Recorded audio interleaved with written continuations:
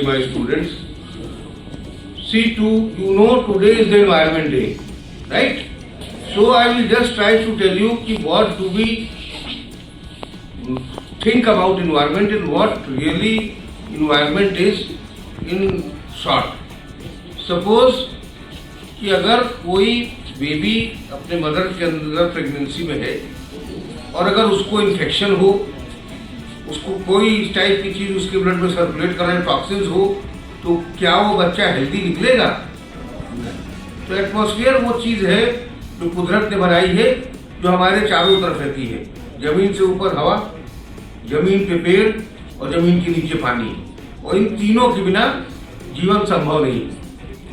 पिछले कुछ सालों में देखा जा रहा है कि एक्सेसिव पोल्यूशन, पेड़ काटने, फॉरेस्ट काटने, सड़क बनने के नाते, प्लास्टिक, तमाम चीज़ों के नाते अब जो ये चीज़ें जो बैलेंस करती थी, देखो जब गर्मी बहुत होती है तो पानी इवेपोरेट होता है, ठीक है, तो गर्मी खूब पड़ी रहती है, तो फिर खूब सारी बरसात होती है, फिर बरसात होती है, उसके बाद गर्मी में पानी इवेपोरेट होता है, तो फिर पहाड़ों से जब बर्फ गलती है तो खूब बरसात होती है।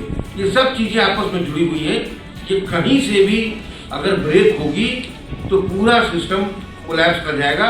ग्लोबल वार्मिंग आप सुन रहे हो, प्लास्टिक के प्रॉब्लम सुन रहे हो, बीमारियों का दायरा बढ़ता जा रहा है, ठीक है ना।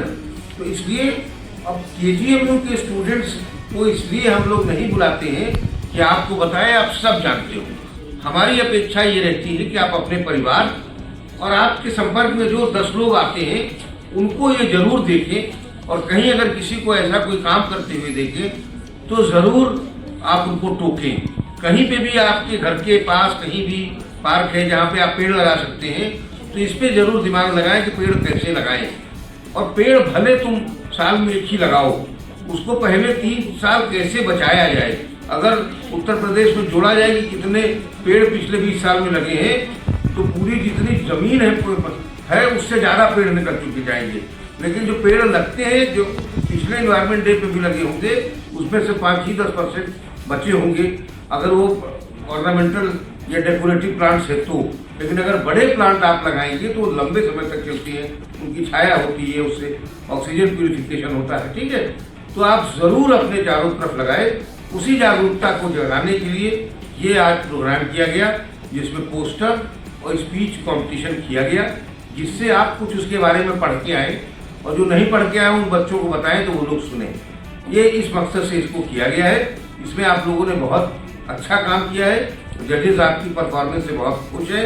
और अंत में मेरा फिर से यही कहना है कि आप सब लोग आए, हम लोगों को सुना इतनी देर, इसमें पार्टिसिपेट किया, तो ज़रूर इस पर सोचो कि इन्वायरमेंट को हेल्दी बनाने के लिए आप अपने स्तर से क्या कंट्रीब्यूट कर सकते हैं। ये मत सोचो कि अरे पूरी दुनिया करेगी तो देखा जाएगा, अपना देखो, ठीक। Thank you.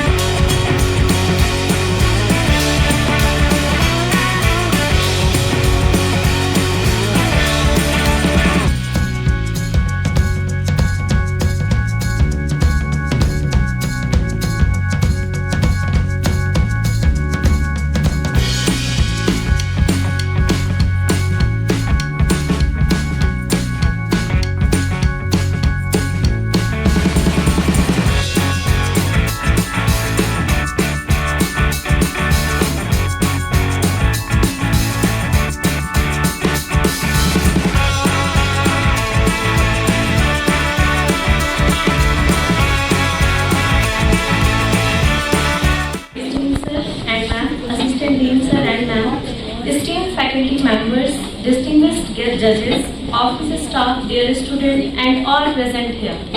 A very good afternoon to everyone. Myself Sonia Shukla. It is my privilege to propose the vote of thanks on the occasion of World Environment Day. Today's program has been a wonderful reminder of our responsibility towards protecting and preserving our environment for future generations. First and foremost, I would like to express our heartful gratitude to our respected Dean Sir, Dr. K.K. Singh Sir.